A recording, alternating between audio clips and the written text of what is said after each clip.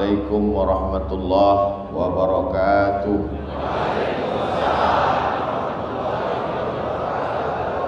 Alhamdulillah bini'matihi tatimmus shalihat.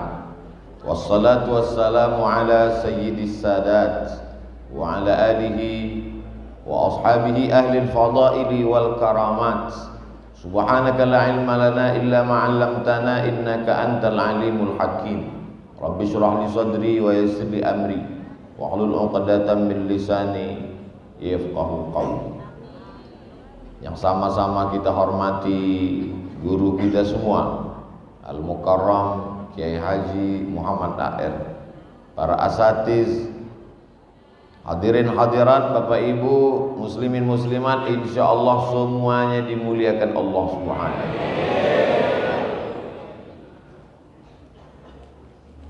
Apa yang membuat Kiai meneteskan air mata?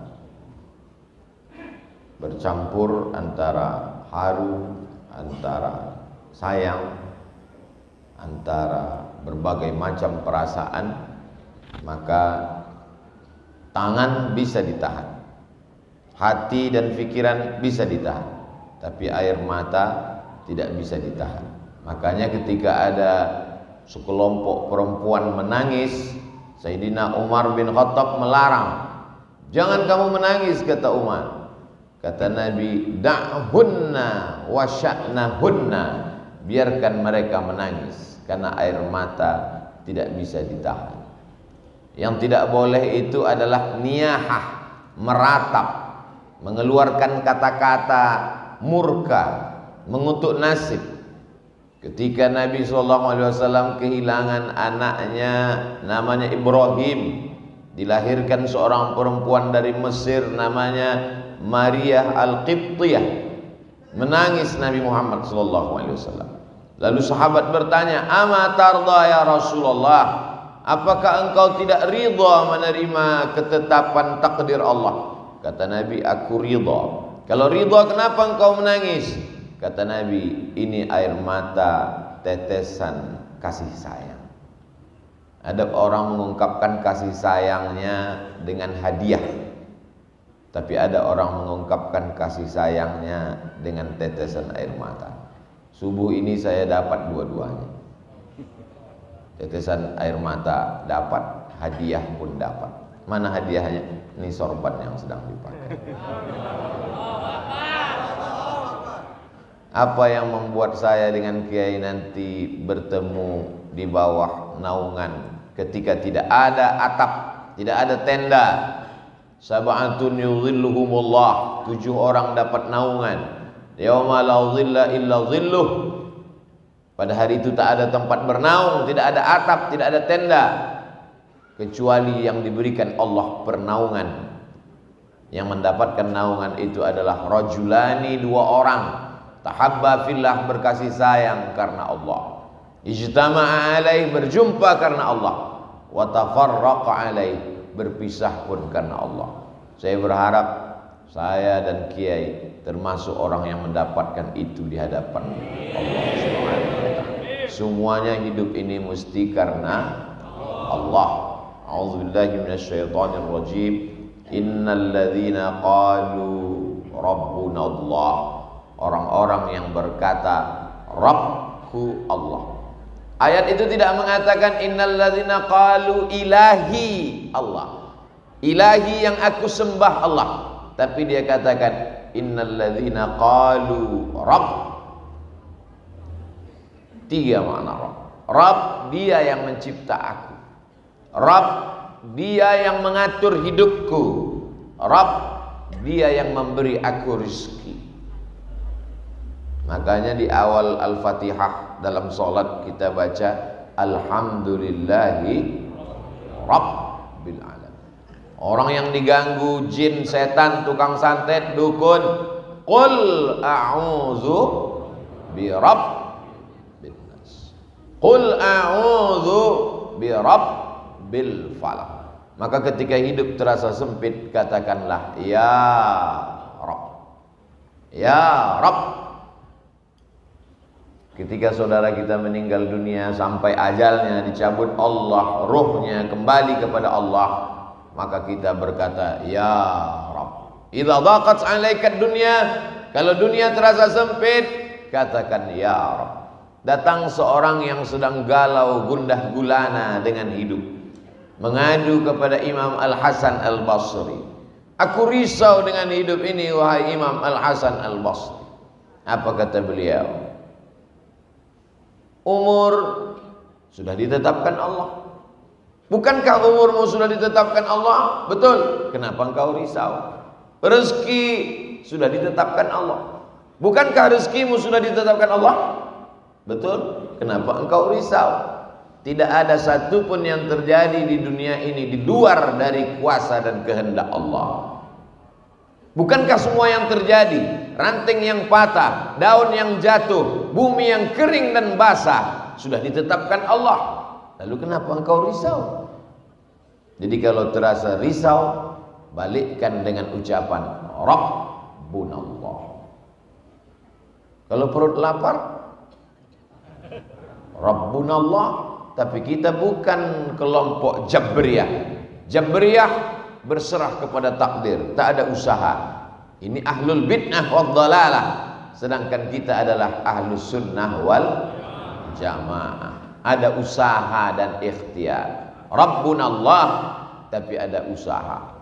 Ini jangan nanti kajian ini dipahami secara tekstual, keluar dari sini dari masjid, Rabbunallah kata Ustaz Somad, tapi helm hilang.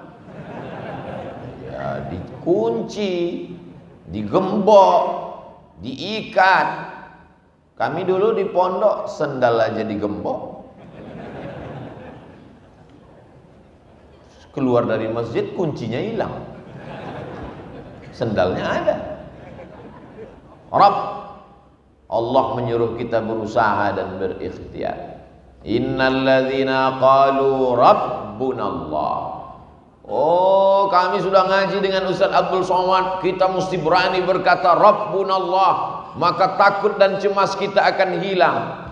Idhuma fil ghar, ketika mereka berdua berada di dalam gua. Idhuma fil ghar, ketika dia Nabi Muhammad SAW berdua di dalam gua. Kata, baru mati lampu aja udah cemas.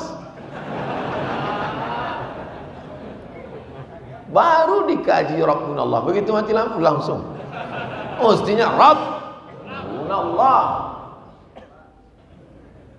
Kalau mikrofon mati baru Ustaz cemas. Innalladzina qalu Rabbunallah idhuma fil ghari, ketika dia berdua di dalam gua bersama sahabatnya. Idh yaqulu li sahibihi, dia berkata kepada sahabatnya, la tahzan innallaha ma'ana.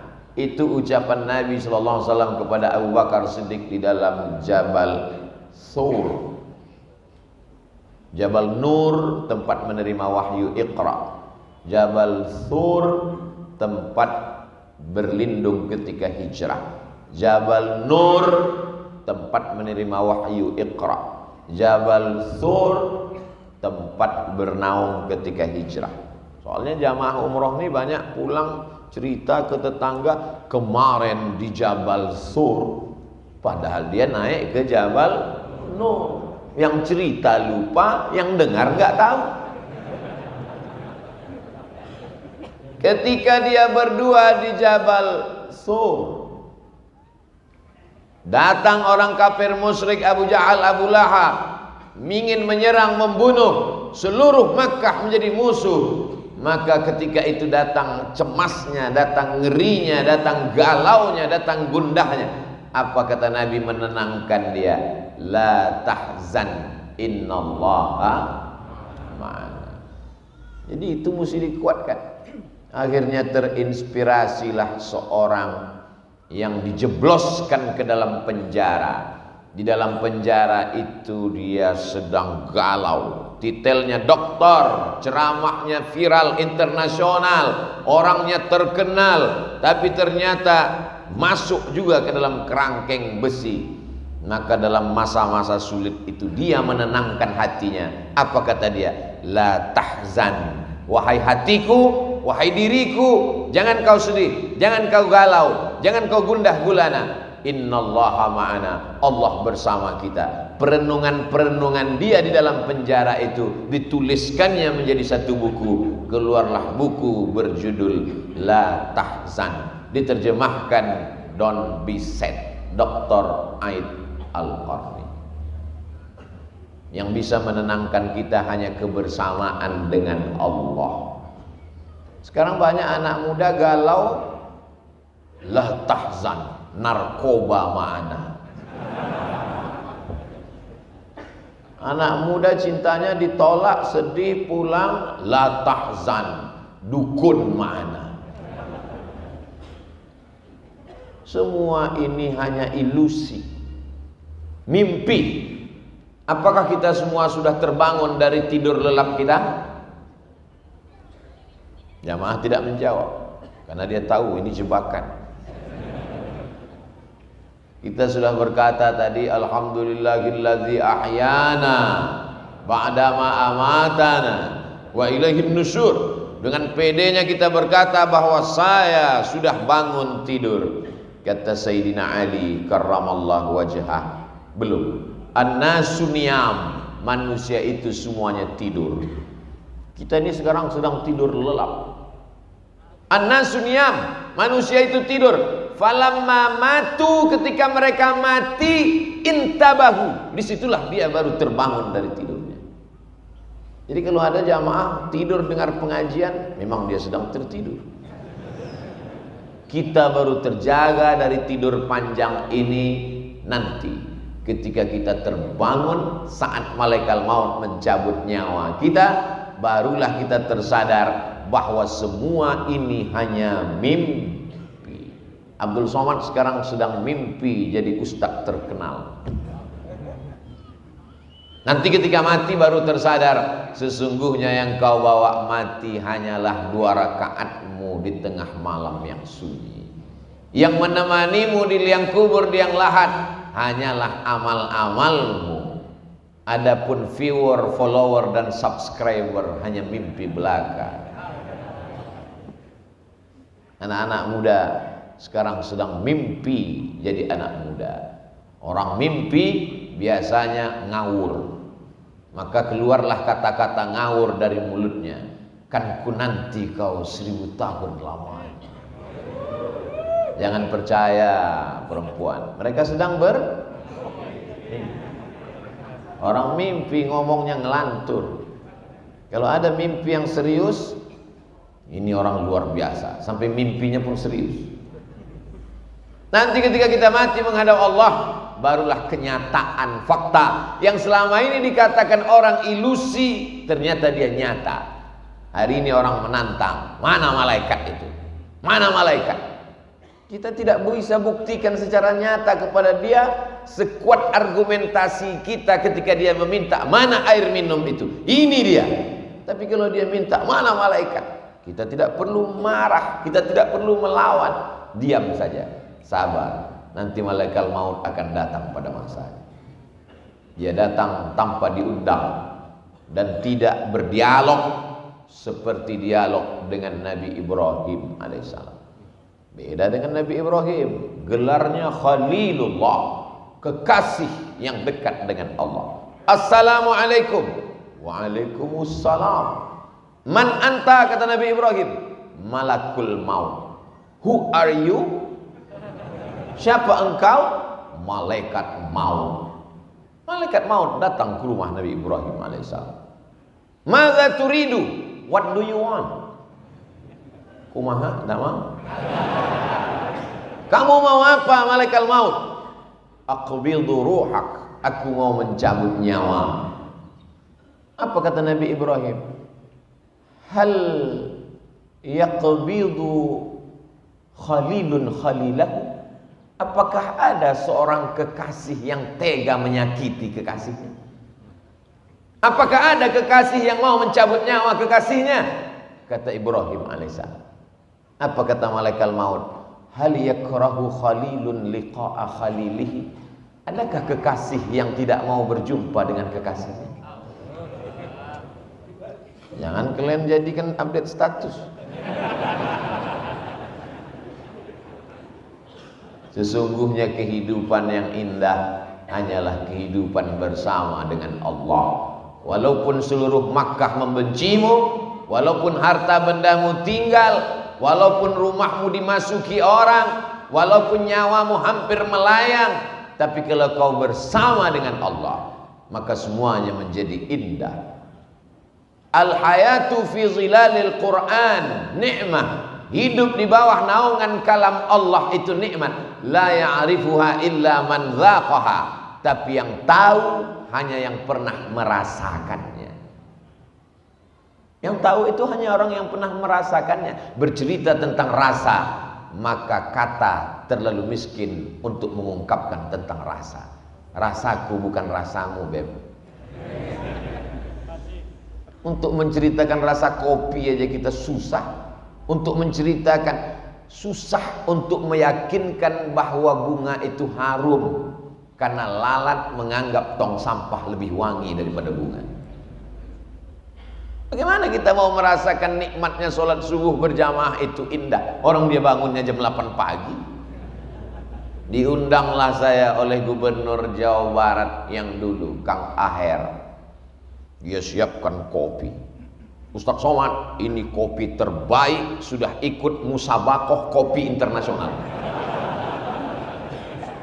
Bibitnya dipilih, tanahnya dipilih, buahnya dipilih, lalu kemudian masuk dalam pabrik pilihan, dan ini tetesan demi tetesannya diperiksa, disuguhkan untuk Ustadz Abdul Somad. Coba Ustadz cicipi dulu. Masalah yang lain Ustadz guru, tapi dalam masalah ini saya ajarkan Ustadz bagaimana cara mencicipinya. Letakkan bibir gelas ke bibir Ustadz, jangan langsung diseruput tapi pelan-pelan. Jangan langsung ditelan Ustadz, tahan dulu, dikulum sebentar. Oh ya Ustadz, silakan telan. Saya pun telan. Gimana rasanya Ustadz? Pahit Kang.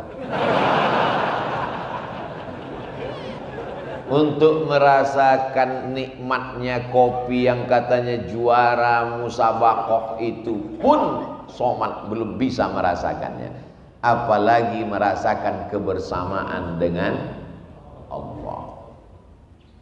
Jadi apa? Perlu proses latihan.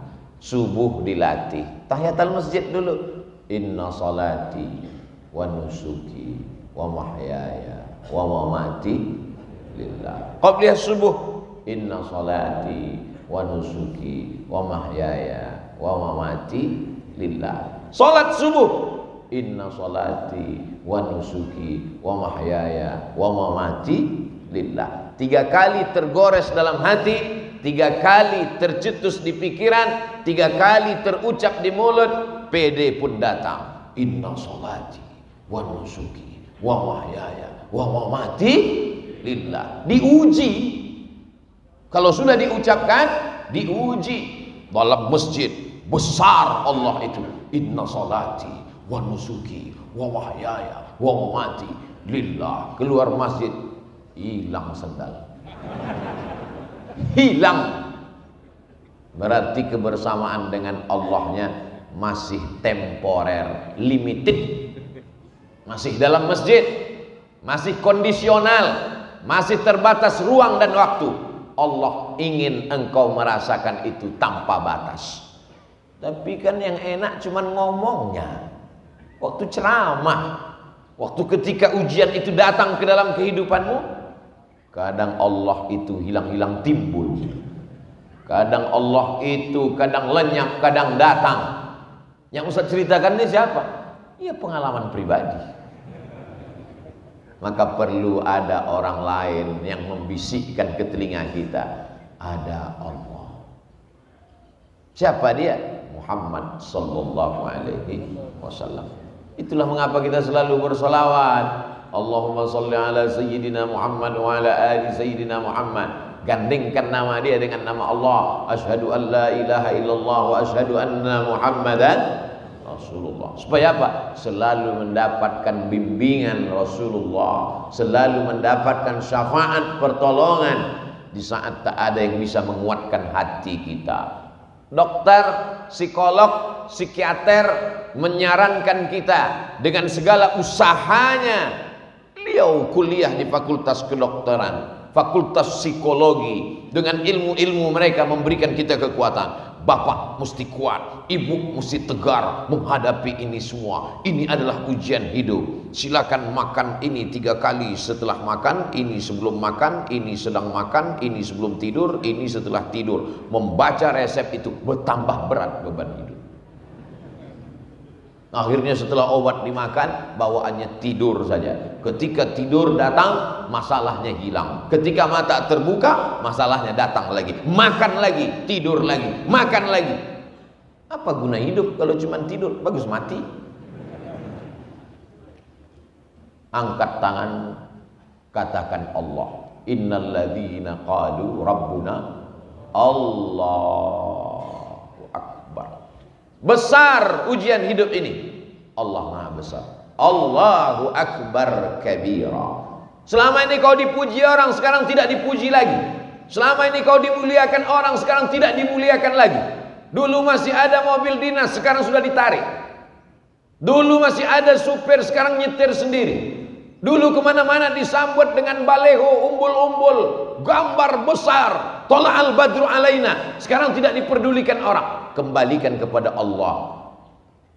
Walhamdulillahi katsir. Pujian ini bukan punyaku. Allahu Akbar kabira, walhamdulillahi katsira. Selama ini engkau dipuji orang, sekarang engkau dihinakan orang. Haters.